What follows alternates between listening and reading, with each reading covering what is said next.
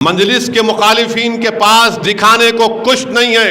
हाँ, चंदे करना, गरीबों को लूटना, बाहर से पैसा मंगवाना और उसके बाद शोबाजी करना, सिवाय गाली देना, झूठा इल्ज़ाम लगाना, इत्तेहाद को इंतशार में तब्दील करना, मोहब्बतों को ख़त्म करना, नफ़रतों को आम करना, दुश्मनी को फैलाना, ताकि उन फ़िरका परस्त ताकतों को गलबा हासिल हो जाए हमारे घरों पर, हमारे इलाक़ों में, हमारे महल्लों में। सिर्फ चंद 2 मिनट का वीडियो बनाना और गाली देना।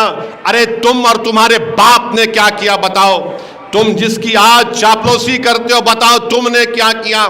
तुम एक क्लिनिक नहीं चला सकते, तुम एक अस्पताल नहीं चला सकते, तुम एक स्कूल नहीं चला सकते। तुम गवर्नमेंट के स्कूलों में 18 साल से मजलिस इत्तेहादुल मुस्लिमीन ने जो खिदमत अंजाम दी, तुम वो काम नहीं कर सकते। तो नाडेल्ला भास्कर राव की तारीख जो ऐलान कर रहे हैं बैठ करके, हम नाडेल्ला भास्कर राव से तारीख को जानते। प्यारे, तुम्हारी तारीख बहुत कमज़ोर है। अरे तारीख मजलिस की शुरू होती है कि उस पुराशूब दौर में मजलिस ने जब शुरुआत की, जब मुसलमानों में एक खौफ और दहशत का आलम था।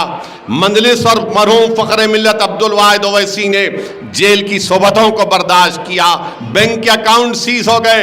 अरे आज बैंक के अकाउंट सीज हुए तो न्यूज़ बन जाती है, उस वक्त अब्दुल वाहिद ओवैसी के अफराद ख़ानदान के बैंक के अकाउंट बंद हो गए थे। 11 महीने की जेल बर्दाश्त की। दारुस्सलाम जो आज आप बैठ कर यहाँ पर हम इन 8000 ऑल इन वन गाइड को बांट रहे हैं, क्या ये दारुस्सलाम मजलिस के पास था?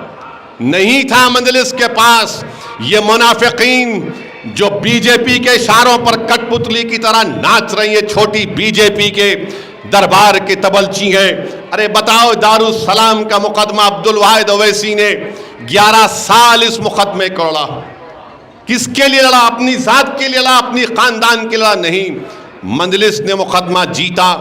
तो अब्दुल वाहिद ओवैसी अलैहिर्रहमान ने हुकूमत से उनके नाजायज़ कब्ज़े का किराया हासिल किया। किराया हासिल करके शाम में मलगियाँ मजलिस ने बनवाई और उसके बाद अब्दुल वाहिद ओवैसी इस दुनिया से चले गए। उनका ख्वाब था कि मैं कुछ करूं मुसलमानों के लिए तालीम के मैदान में।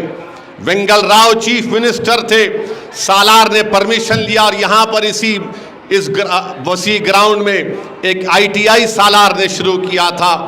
ITI से मजलिस का सफ़र शुरू हुआ।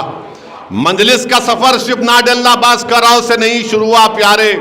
मजलिस ने नीलम संजीवा रेड्डी से देखकर कई चीफ मिनिस्टर को देखा और मुस्तकबिल में भी इंशाअल्लाह हम देखेंगे।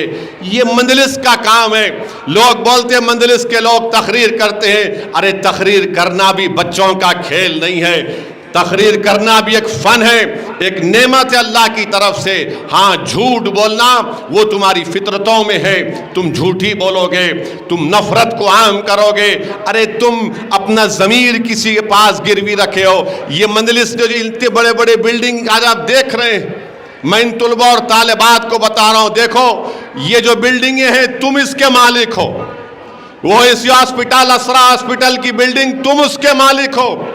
ये मेरा नहीं है, ये आपका है, ये कौम की अमानत है। मैं मर जाऊंगा, हम तमाम मर जाएंगे, मगर ये तुम्हारी जिम्मेदारी है कि तुम इदारों को जिंदा रखना, तुम दारुस्सलाम को सुबह क़यामत तक आबाद रहना। अरे मैं इस दुनिया में आया हूं तो मैं ज़रूर जाऊंगा इस दुनिया से, मैं इस ज़मीन में जाऊंगा और इंशाअल्लाह ताला अल्लाह दोबारा हमको उठाएगा।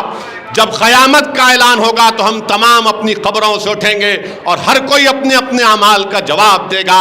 अगर कोई राय बराबर नेकी करेगा तो अल्लाह उसका सिला देगा, अगर कोई राय बराबर गुनाह करेगा तो उसका जवाब देना पड़ेगा।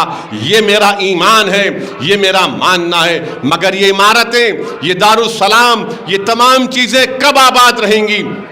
क्या जज्बाती तकारीर से आबाद रहेंगी? नहीं, आपके इत्तेहाद से आबाद रहेंगी, आपके सियासी शऊर से आबाद रहेंगी, आपके मुत्तहदा वोट के इस्तेमाल से आबाद रहेंगी। इसीलिए मेरी आपसे गुजारिश है कि आज मैं इन तुलबा और तालिबात को रास आपसे मुखातिब होकर आपसे कह रहा हूँ, खूब पढ़ो। ख़ास तौर से मेरी इन बेटियों से कह रहा हूँ कि तुम अगर पढ़ोगे तो तुम्हारे एक के पढ़ने से ना सिर्फ आपके घर में एक चिराग रोशन होगा इल्म का, बल्कि अगर कोई हमारी बेटी तालीम याफ्ता हो जाएगी तो कल वो किसी की बीवी बनेगी इंशाअल्लाह ताला, एक नेक आदमी की, कल वो की माँ बनेगी इंशाअल्लाह ताला। और जब वो माँ तुम बनोगे तो तुम अपनी औलाद को इल्म के जेवर से आरास्ता करोगे, तुम उनको इल्म की अहमियत को समझाओगे। तो इस मुल्क में हमारे वतन अजीज़ में मुसलमानों को अगर इंसाफ चाहिए, मुसलमानों को ये नाइंसाफ़ी का खात्मा अगर आप चाहते हैं, मुसलमान अगर चाहता है कि उसकी इबादत गाहों की हिफाजत हो, मुसलमान ये चाहता है कि उससे हम हुकूमतों से अपनी बात को मनवा सकें, तो याद रखो आपको तालीम याफ्ता होना पड़ेगा, आपको अपनी सियासी ताकत को मजबूत करना पड़ेगा, अपनी मजलिस को मजबूत करना पड़ेगा। तो ये तमाम चीज़ें आप अपने जहन में रखिए और इंशाअल्लाह ताला ये आज मजलिस इत्तेहादुल मुस्लिमीन की जानिब से जो ऑल इन वन डिस्ट्रीब्यूशन किया जा रहा है 8,000 पूरे तेलंगाना में, मैं उम्मीद करता हूं कि ये आप तमाम के लिए फ़ायदेमंद साबित होगा। मैं उम्मीद करता हूं कि आप तमाम लोग इंशाअल्लाह ताला SSC में आला नंबरात और दर्जात के साथ कामयाबी हासिल करेंगे। मैं उम्मीद करता हूं कि हमारी बच्चियों के वालिदैन खुदा के लिए इनको पढ़ाओ। यकीनन मैं भी एक बाप हूँ, अल्लाह ने मुझे भी बेटियां दी हैं, मेरे पर भी जिम्मेदारी है कि मैं उनको तालीम याफ्ता बनाओ और फिर उनको अच्छे और नेक घराने में शादी कराओ, मगर अपनी बेटियों को पढ़ाओ। याद रखो जो अपनी बेटियों को जितना ज़्यादा आप पढ़ाएंगे उतना ज़्यादा आपका और उन बच्चियों का मुस्तकबिल अच्छा होगा। अगर आप ये समझेंगे कि नहीं अब जल्दी से जल्दी इनकी शादी कर देने का है, अरे अगर कोई बच्ची पढ़ने के लिए तैयार है तो खुदा के लिए पढ़ाओ। अगर तुम नहीं पढ़ा सकते तो आओ मेरे पास, बात करो मुझसे, बताओ, इंशाअल्लाह ताला मुझसे और मजलिस से जो हो सकेगा हम पूरा करेंगे। हमारा मकसद एक ही है कि मुसलमान के गरीब बच्चे और बच्चियां तालीम के ज़ेवर से आरास्ता हों, ख़ास तौर से हमारी बेटियां खूब पढ़ें। मैं बता रहा हूँ मेरी बेटियों, याद रखो, अगर तुम पढ़ने के लिए तैयार हो तो अल्लाह तुम्हारी मदद करने के लिए हमेशा तैयार था, अल्लाह मदद करेगा। मैं बता रहा हूँ मुसलमान बच्चे और बच्चियों को कि आप ख्वाब देखना शुरू करो, ऊंचे ख्वाब देखो ख्वाब ये देखो कि तुम सबसे आला तालीम याफ्ता होगे।